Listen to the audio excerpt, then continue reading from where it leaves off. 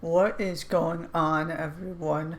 Welcome to the first ever episode of Touchline Talk. I am Josh Storing. We are here to talk all things soccer. I'm so excited to get this project started as part of 110 Sports and the 110 Sports Network.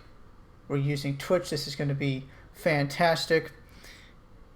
There really is only one way to start a soccer show at this point. And so what we're going to do every Tuesday is we're going to go and we're going to do our first 5 things.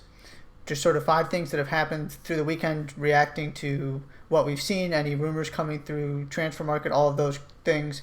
And so really only one way to start with the return of the Premier League, and that is that we still have not figured out this VAR thing. What happened in the Sheffield United-Aston Villa game, the first game back as part of Project Restart, was just beyond comprehension. And really, at this point, it's laughable to use the phrase clear and obvious error. You've got lines being drawn to figure out if somebody is offside by 2 millimeters, and apparently that is a clear and obvious error that VAR is going to be used for, but when the ball is a solid 6 to 12 inches inside the net, apparently that's not a clear and obvious error. And it's great that the people came out and said, we had no angle, this has never really happened before in our 9,000 games using this technology, but at the end of the day, that doesn't matter. VAR is here to fix problems like that. And it simply did not do so. That you can't tell me that was not a clear and obvious error. And so if we're going to... Nobody seems to know how to use this technology. I'm not anti-VAR. I am pro-VAR as long as there is common sense. And what we learned again is that there still has not been a way to sort of use this that makes sense to everybody, that is explainable, and as a fan that you can follow along with. I don't know what happened. And it's even worse that it came in a game like this, because you've got two teams. Aston Villa is trying to stay up and is really having a hard time. They self-implode on a regular basis defensively. You saw another one of those implosions with Keenan Davis running into his goalkeeper. And Sheffield United is trying to make, at the very least, the Europa League, but they're still in contention for that 5th spot, which we'll see what happens with Manchester City in their Champions League ban, but that could very well be a Champions League spot. Think about just what that would mean for Sheffield United as a club. Look at what Leicester has done when they got to win the league and then play in the Champions League the next year. It completely changed the trajectory of the club. And those 2 points are massive, and they just got taken away from Sheffield United. VAR has got to be better. We've got to start holding the VAR process accountable, because I don't know what clear and obvious is. It's getting ridiculous, and it's getting annoying to talk about, but we also need to be diligent about it, because otherwise we're going to let things like this slide, and that's just simply not okay. Second thing, we're going to go to Spain. Barcelona entered this sort of restart of La Liga in control, dropped 2 points, and all of a sudden they need Real Madrid to lose. They're even on points right now with 8 games left, but Real Madrid hold the tiebreaker because of their head-to-head record against Barcelona this year. And the bigger problem from Barcelona is not only that they now need Real Madrid to drop points, which is a big ask in and of itself, but the fact that Real Madrid's schedule is remarkably easy. They play one team currently in the top 6, and they play the bottom 3 teams in La Liga. You've got Marco Asensio, Eden Hazard back from injury. They were supposed to miss the rest of the season, but all of a sudden you have a 2-3 month layoff, and they're back as well. So Zinedine Zidane's got all kinds of toys to play with to figure out what lineup he actually wants to put out there. Barcelona threw this thing away really quickly, and yes, technically they're still in it, but there's got to be an added incentive from Real Madrid's perspective to finally win this league again. It's theirs for the taking. They're the better team. Messi is carrying Barcelona as he always has. It's just not enough when you've got these many weapons at Real Madrid. Barcelona's going to look back on that. It's going to come back to haunt them. There's really no two ways about it. I would be stunned if... And that's also assuming that if Real Madrid does drop points, that Barcelona is perfect the rest of the way, and that's obviously not a guarantee, as they've already dropped points coming out of this restart. So that was the turning point from my perspective in La Liga. It's Real Madrid's now, and Barcelona's going to have to be incredibly lucky to get back into this thing. Number 3. So Timo Werner, RB Leipzig, 24-year-old striker, scored 30-plus goals in all competitions this year, is on his way to Chelsea. And this obviously seems like a very Chelsea signing just from the perspective of he's one of the brightest young strikers in Europe. They go splash money at him because they need a striker, and it's just sort of what Chelsea does under Roman Abramovich in this era. However, there's much more to this than just simply going to buy an elite talent. First of all, Werner plays as a 9, but he has his pace, his mobility, just the way that he's structured. He also is very comfortable playing on the left wing, which is going to allow Frank Lampard to do kind of what I think he wants to do, which is to play this interchangeable 4-3-3 that you see with Liverpool. That you have a central striker that is what you sort of play through, but at the same time, that striker can go out wide. You've got wingers who are comfortable cutting inside, and when you look at what Chelsea's got on the wing, Christian Pulisic obviously has a lot of experience playing as a 10 in the center for the U.S. national team, and Hakim Ziyech is a creator that will play anywhere across the middle of that attack. He's also very comfortable in the number 10 role, so he's coming in, he'll be there next year as well. So all of a sudden you have sort of the same idea as Liverpool. You just have 3 guys up there that can just move and play with each other and really cause problems for defenses. Exactly what you're seeing with Sané, with Mane, Roberto Firmino, and Mo Salah at Liverpool. In addition to that, this is also not just sort of a one deal, one move Chelsea. This is part of a bigger plan that's going to really create an interesting situation for Frank Lampard, because all of a sudden, so you've got Ziyech coming in, you've got Werner coming in. Let's assume that they also go get Ben Chilwell. They've been linked to him and Kai Havertz. Havertz seems a little ambitious at this point. I don't know where they're going to get the money to go get him and Werner, especially when they do the same thing, which is score goals. So let's just say they go fix the left back problem and get Ben Chilwell. All of a sudden, Frank Lampard has this core of guys who are under 25 and have, the next 5 years of their prime. From Werner, Ziyech, Callum Hudson-Odoi, Christian Pulisic, Mason Mount, Mateo Kovacic, Chilwell, Reece James, the list goes on and on. And so all of a sudden, he's just picking who he wants. And you also have N'Golo Kante, who is not 30 yet, still in his prime, as the best defensive midfielder in the world. So all of a sudden, Chelsea has this opportunity, if they can get 1 or 2 more signings in to really solidify this squad, that they're clearly targeting these younger guys who are growing into their prime. All of a sudden, they're going to look like Manchester City. Maybe not to the same extent because it's, Mason Mount instead of Kevin De Bruyne. But it's this core group of guys that can be there for 5 years, because if they win, nobody's going to want to leave Chelsea. It's London. It's a big club. It's flashy. It's a nice place to be. And so you've got this really interesting situation. So Werner is just the tip of the iceberg. But it is significant, not just the fact that they got a name, but it was a guy who's 24, who was looking for the next challenge in his career and is going to be sort of a symbol of the things to come. And all of a sudden, Chelsea basically had to take this year off, and Tammy Abraham was not going to be the centerpiece of a team trying to compete in Europe like Chelsea is moving forward, at least not at this point in his career. So you had to go get the striker. They've still got some other holes to fill, but this could be a really, really appealing team that all of a sudden is challenging for the Premier League the next 5 years, which is obviously not where they were this year. But that turnaround is going to be really quick because they're finding the young elite talent, and I'm going to be fascinated to see what kind of core that sort of who Lampard wants to choose, how he uses all of these pieces, and just the idea that if these guys stick around, this is going to be a phenomenal team for the next 5 years.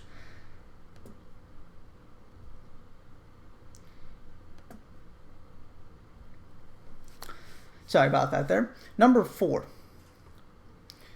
Juventus is in a very interesting position right now that is probably not getting as much attention as it deserves. So you go and you lose your cup final in a shootout to Napoli. You're down 1-0 after the first leg of the Champions League, round of 16 against Lyon, and you're in a real battle for Serie A. 4 points up with an extra game played against Lazio. So basically, you're assuming Lazio takes care of that game in hand, you're 1 point up. They still play each other. And this is a team that has won 8 straight Serie A titles, 4 of which they also won the cup for the double. I find it hard to believe that if somehow they don't end up winning this title, and even if they do, but specifically if they don't, so they walk away with nothing. Let's assume that either they lose to Lyon or they go out in the quarterfinals of the Champions League or something. All of a sudden, they could very well walk away with this from this season with 0 trophies. I don't see a world in which Maurizio Sarri then comes back. It's just not acceptable at Juventus. And this has never really been a discussion point. Sure, they got challenged here or there, but the 8 straight titles have been fairly easy. And so it's a question, just like PSG and Bayern Munich, of not whether you're going to win your league, but can you do enough in Europe to appease management? Can you really compete for a Champions League? And that's what your managers are evaluated on. This could very well turn into nothing. And then you start asking questions of, okay, Cristiano Ronaldo's already talking about MLS. Is he going to pull the trigger maybe earlier than anybody would have thought and leave? Are you going to get some sort of big reboot? What happens with Paulo Dybala? It goes on and on. But this is really, I'm going to be really curious to see. And maybe you still got to favor Juventus to pull this thing out, and then maybe Sarri gets another year to pull things together, and maybe they go make a big signing this summer, or things just work out better next year. Maybe they turn things around in the Champions League. There's still a lot of, obviously, games to be played and just things to be decided. But definitely keep an eye on this, because this could really mark a change and sort of a transition in the eras of Juventus, because it's just not good enough if they end up winning nothing and sort of this group is not going to be there again next year, if that's the case. Fifth thing I want to get to here. DeAndre Yedlin was talking to Sky Sports about sort of just his views on the U.S. national team right now and what he's thinking and feeling as a black U.S. national team player. He plays his club soccer for Newcastle in England, but obviously he's been a U.S. regular for years. He's one of the core pieces of this team. And I want to read you the direct quote he said. He said, "It's one of those waiting games to see if a change does happen. But if things go as they stand, it's hard for me as an African-American male to represent a country that does things like this, where all people aren't equal." And obviously one of the sort of first reactions to this is the idea of, right, so what he's saying and the idea of inequality in this country, specifically when it comes to race, is obviously not a new thing. It's centuries old. It's systemic. That part is indisputable. And so, you can ask the question of why is Yedlin bringing this up now? But the context of what's happening in this country is really important for this. And this is why I wanted to talk about it, and this is why Yedlin absolutely has a point. And Zach Steffen sort of alluded to the same thing when he said that he wants to know what he's fighting for when he puts on that jersey, what is being represented. U.S. Soccer came out and said, our anthem policy was wrong. We made a mistake. We are going to support our players kneeling in the wake of everything that's happened. And obviously their response to Megan Rapinoe was players are going to stand. But that has since turned around. They've been listening and responding to what is happening in the world around them. You even see NASCAR making significant tangible change. You've seen the support that's gone Bubba Wallace's way after the horrific incident that he had to endure with the noose in his garage. NASCAR is doing big change. And so if you're DeAndre Yedlin and you're looking and you see somebody who is supposed to be your representative as a congressperson in Washington introduce a bill that is A, unconstitutional, and B, in direct opposition to the change that U.S. Soccer has just made. Again, this is somebody who is supposed to be representing citizens like you. It is 100% understandable why he feels this way. And look, the bill is not going to go anywhere. It's not significant in that sense, but the symbolism absolutely matters. That if you can't, it's just, I can't even imagine what it would feel like to see all of the change that is coming, all of the ways that people are listening and responding in a positive way to all of the events that are happening, starting with George Floyd and just going on down the line these last couple months. And to feel like maybe for the first time something is actually going to change. And then to have some representative from Florida introduce this bill that's going to require you to stand for the national anthem. It just screams disrespect in every way, shape, or form to everybody who is involved with U.S. soccer, but specifically to black players who just want people to listen and try and, as best they can, understand where they're coming from. I completely back Yedlin and what he's saying here. He's not saying he's not going to play, but it makes you wonder how serious this country is about trying to be better when it comes to social injustice and racial injustice, when you've got people who are supposed to be serving you in Congress trying to force you to stand, when athletes and people across the country are coming to realize that kneeling is not about the flag, all of this stuff that's going on. I'm not going to get into all of it, but just go read and listen to what people are saying. All these players like Yedlin and like Zach Steffen, and you can go down the list, they just want to feel like they are respected and valued. And what is happening in the legal system with the introduction of this bill that sort of caused Yedlin to, at least I would have to think to a certain extent say this, is it just spits in the face of all of that. So this is not just Yedlin sort of capitalizing on the moment. I completely get where he's coming from, and you've got to put the entire context around this, not just the idea of now people are listening, now Black Lives Matter has taken a different form, more powerful form, and so all of a sudden you're going to see people like Yedlin speaking out. I just can't even imagine how disrespected he must feel because of what is happening in Washington right now. All right, so those are our 5 things. We're going to do that every Tuesday moving forward, sort of reaction to what's happened over the weekend, anything else I might want to touch on. We're going to take a quick break, and then we'll be back with the winners and losers of Project Restart so far.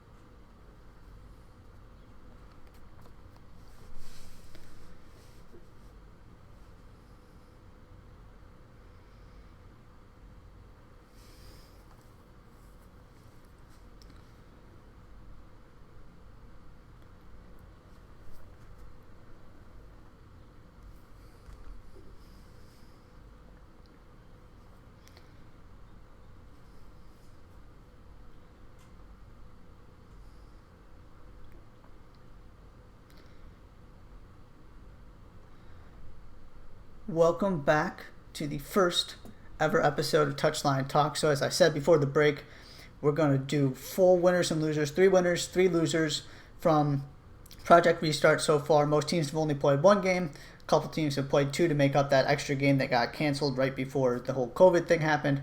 So let's get straight into it. Winner number 1, Wolves.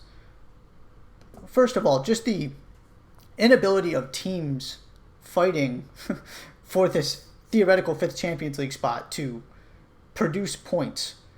The fact that Wolves won and really was the only team to win that is anywhere in legitimate contention, that makes them a winner in and of themselves.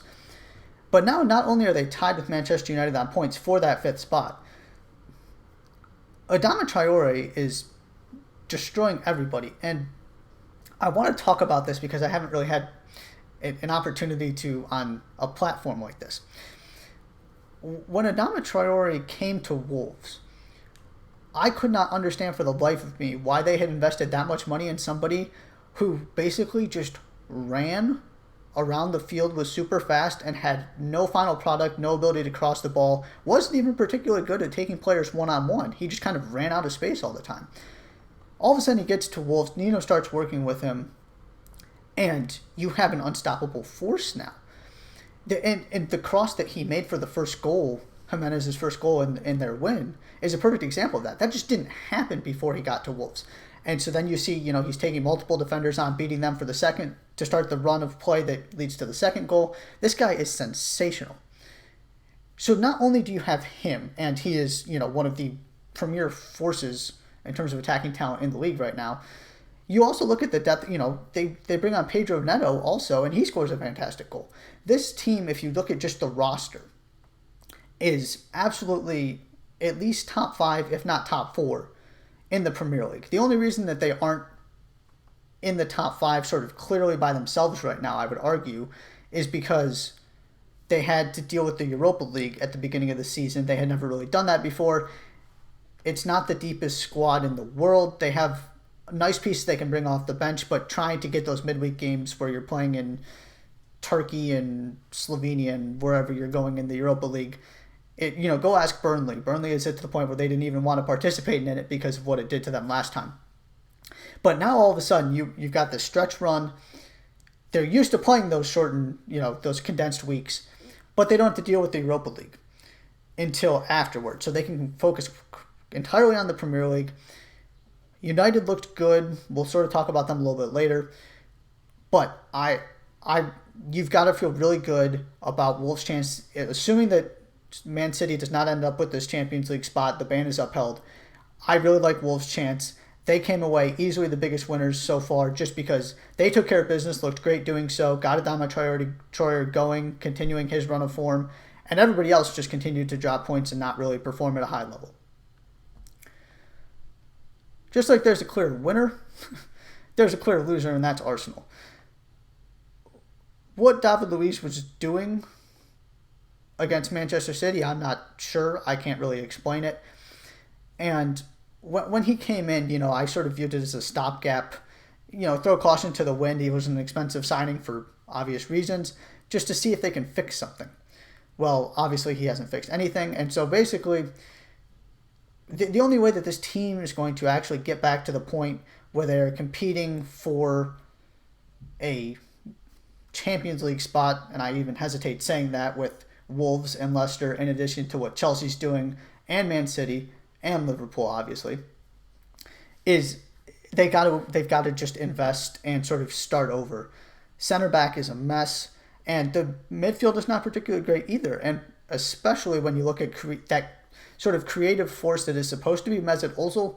Ozil's been in and out of the team and just seems to be disgruntled for the last couple years.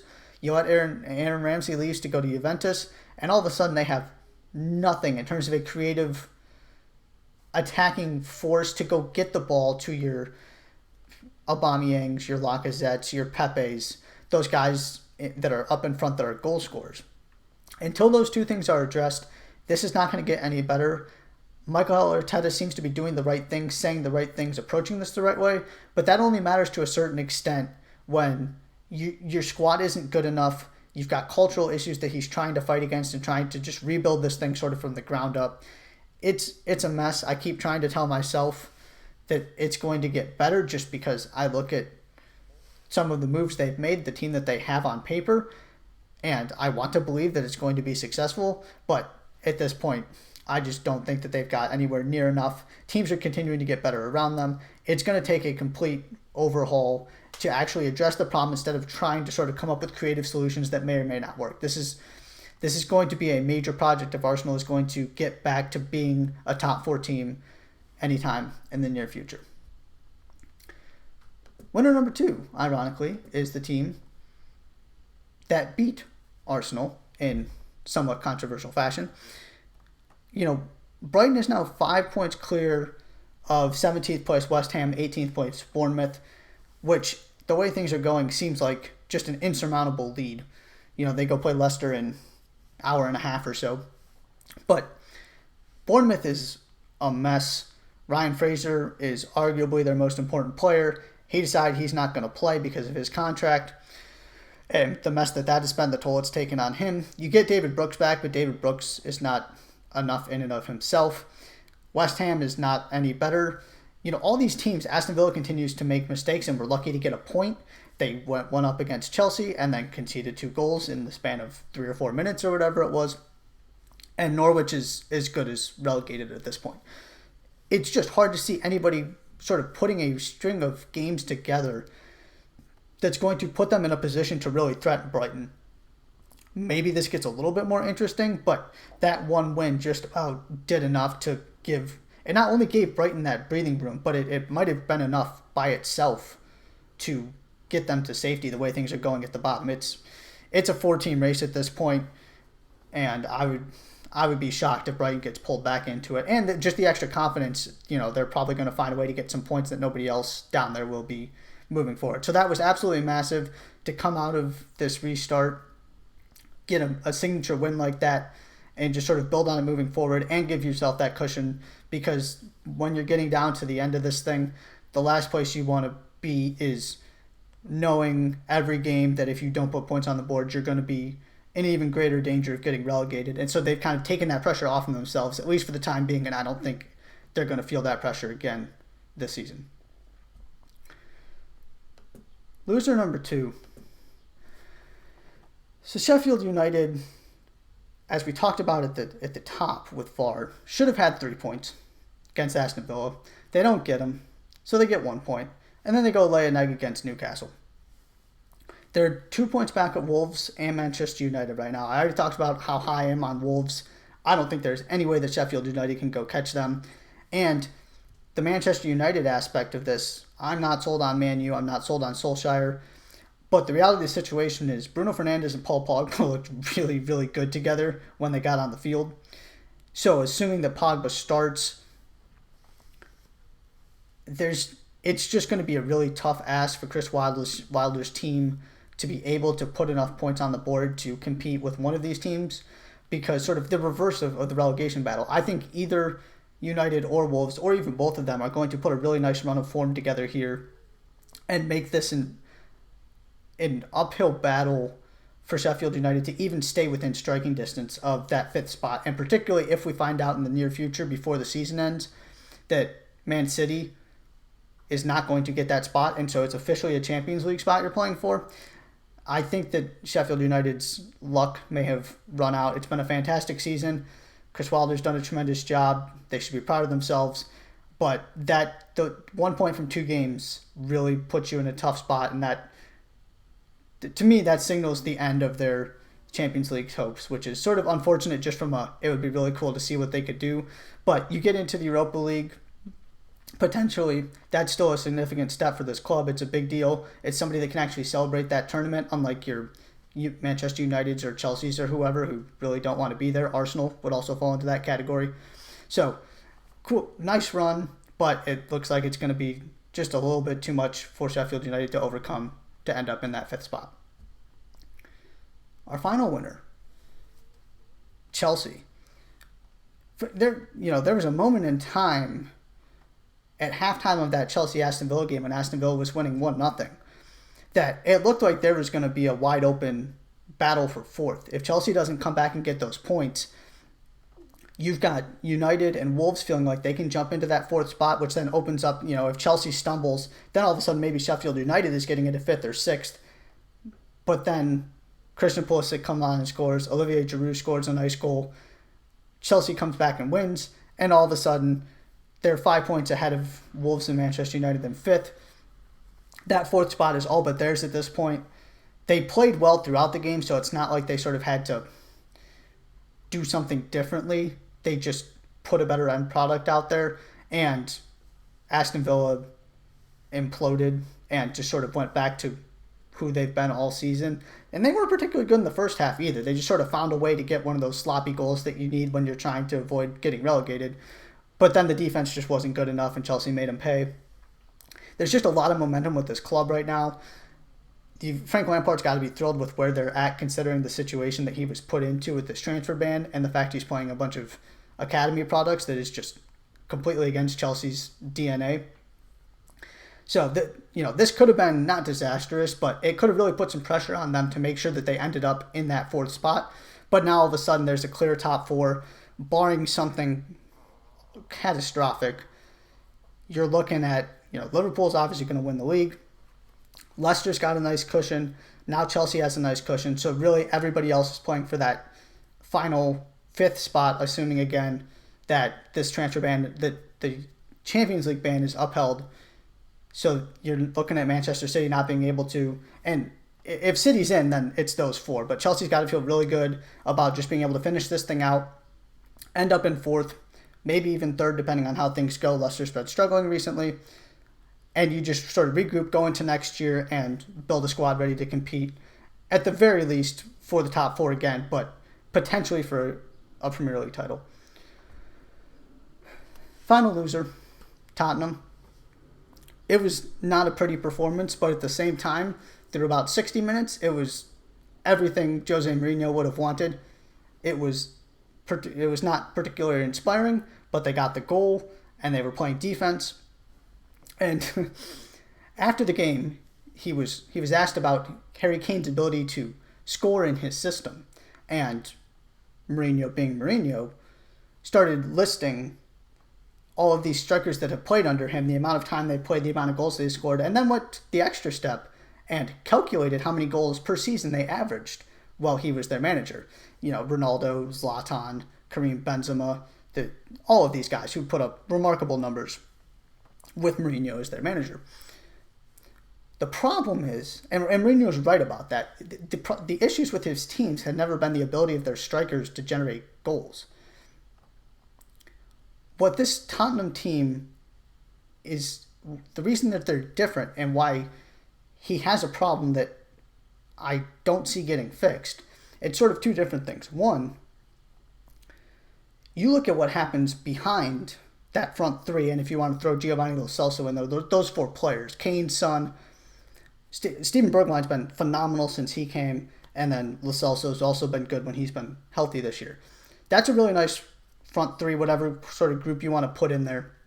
The problem is behind him, like I said. You know, you're starting Serge Aurier at right back, Eric Dyer was playing center back, Ben Davies was playing left back. None of these players inspire any great deal of confidence in their ability to defend. We've seen time and time again, Aurier is prone to catastrophic mistakes. Dyer, I'm just not sold on the idea of him playing center back.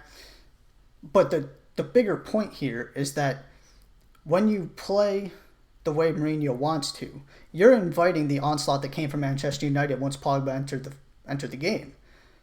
The difference between this Tottenham team and some of the other teams that Mourinho has managed is this Tottenham team can't hold up to that kind of pressure.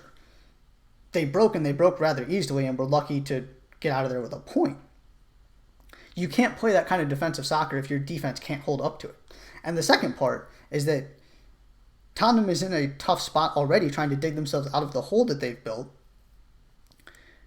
to get back in the Champions League. You can't play catch-up by playing defensive, and this is my issue with Mourinho going back to when he was at United. When the juggernaut of Manchester City happened, and now the one at Liverpool, any hope you have of gaining ground on these kind of teams, you've got to go score goals because they're going to. You can't just sit there and hope that the 0-0 turns into a 1-0 and you nick something late.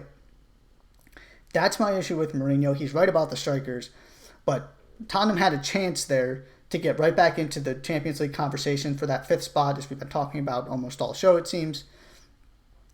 They gave up the late goal, almost gave up the second, and this is Mourinho. You know, he can go defend his record as the manager of great strikers all he wants, but his defense is leaking goals and has been since he got there.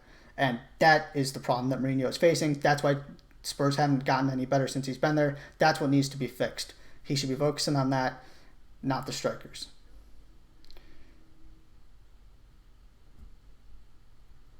All right, so 2 segments down, 1 to go. We're going to take another quick break, and then when we come back, we're going to just sort of look ahead to what's happening around Europe these next couple days before we get back to the second edition of Touchline Talk on Thursday. We'll be back soon.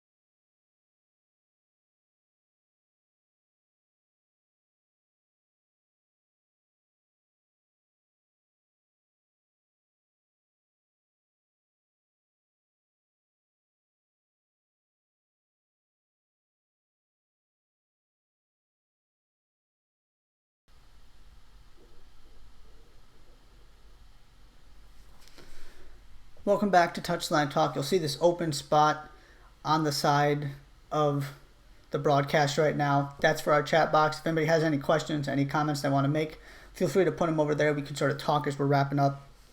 But I just kind of wanted to highlight and sort of look ahead to what's happening these next couple days, because these games are coming quick and fast all over the place, from Italy to Spain to England. Germany's going to finish up. We're not going to talk too much about that just because there's not all that much to play for. Bayern's obviously champions, surprise, surprise. Dortmund's locked up second. So we'll talk a little bit about Bayern potentially in the future, especially when we get closer to Champions League. But the first thing, I just want to sort of go through some of these games, talk about their significance, and this gives us an opportunity to highlight some other teams that didn't necessarily make it into the show so far. We already mentioned this briefly. Leicester plays Brighton today at Tuesday, 1 p.m. Eastern. Any points from this game for Brighton would just be an added bonus. They already did the hard work by getting the unexpected win against Arsenal. But this is particularly important for Leicester to just get back and get 3 points.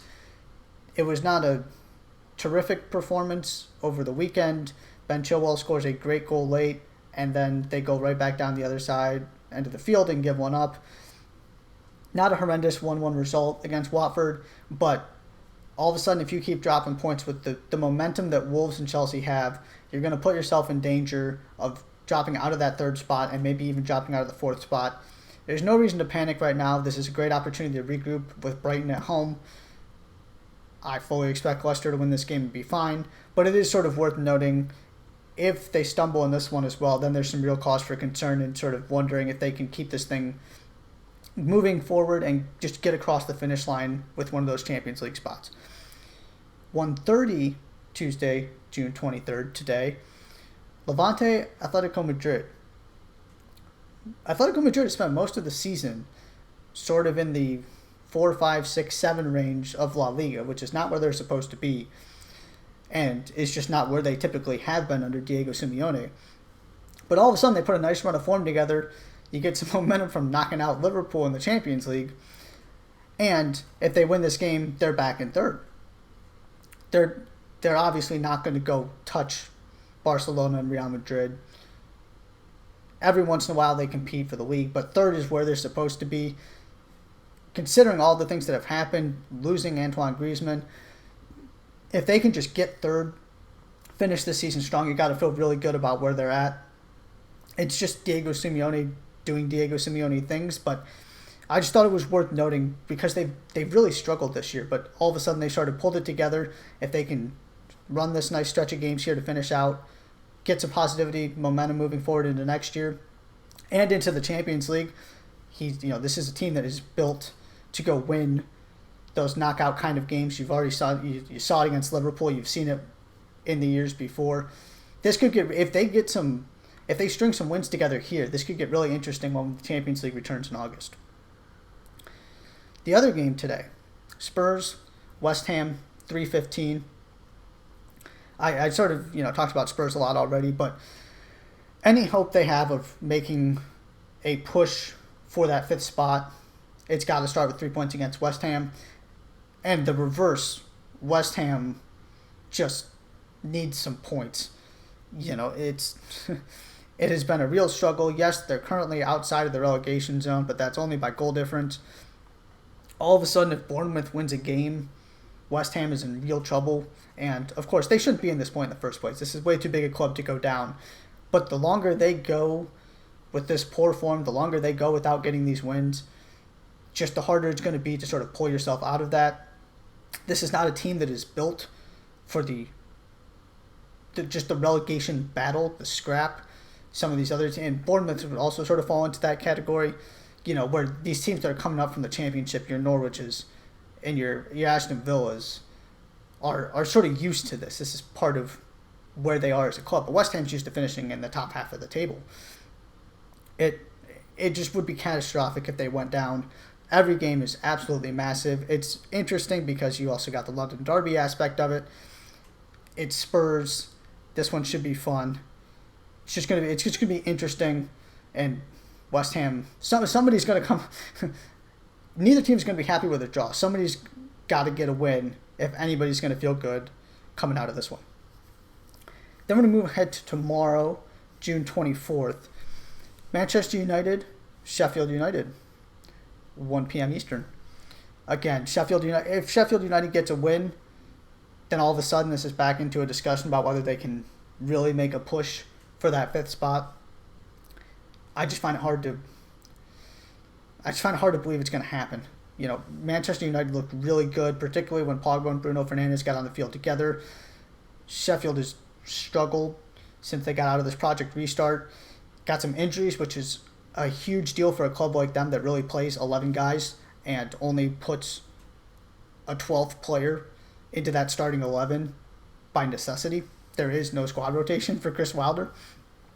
So it's interesting in the sense that if they get this win, then the discussion changes. But I stand by what I said earlier. I don't see it happening.